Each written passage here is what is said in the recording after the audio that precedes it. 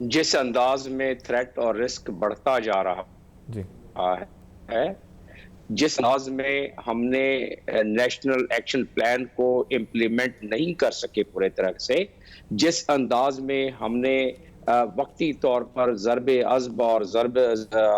ضرب الفساد سے وقتی طور پر کنٹرول کر لیا، اس لیے کہ 20 پوائنٹس میں سے کوئی 5 یا 6 پوائنٹس حقیقی معنوں میں اور کلی طور پر اور مکمل طور پر امپلیمنٹ کیے گئے، باقی جو اس میں نیشنل ایکشن پلان میں دیا ہوا ہے وہ اب تک یاد رہے کہ نیشنل ایکشن پلان کی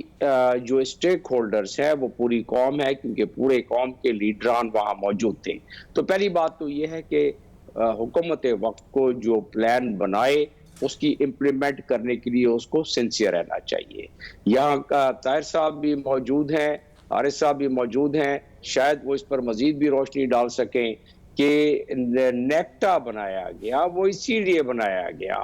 کہ نیشنل لیول پہ یہ ٹیررزم کوئی پروونشل لیول کی بات نہیں ہے، یہ گلی قصبے میں ایکشن تو ہوں گے لیکن اس کو کنٹرول کرنے کے لیے نیشنل ہم نے لیول پر جو کام سوچا تھا، جو بنایا تھا، جی اس کے مطابق آگے چلنا تھا ہمیں۔ تو نیکٹا کی میٹنگ جس کے سربراہ مختلف دور میں مختلف رجیم میں اس وقت کے پرائم منسٹر رہے ہیں، سال 2 سال ہو جاتے ہیں، نیکٹا کی میٹنگ ہی نہیں ہوتی ہے، نیکٹا کے ان کو ان کی بجٹ نہیں ملتا ہے، بنو میں واقعہ ہوتا ہے، وہاں کا آئی جی اس سے کئی ماہ پہلے کہتا ہے کہ مجھے پیسے چاہیے،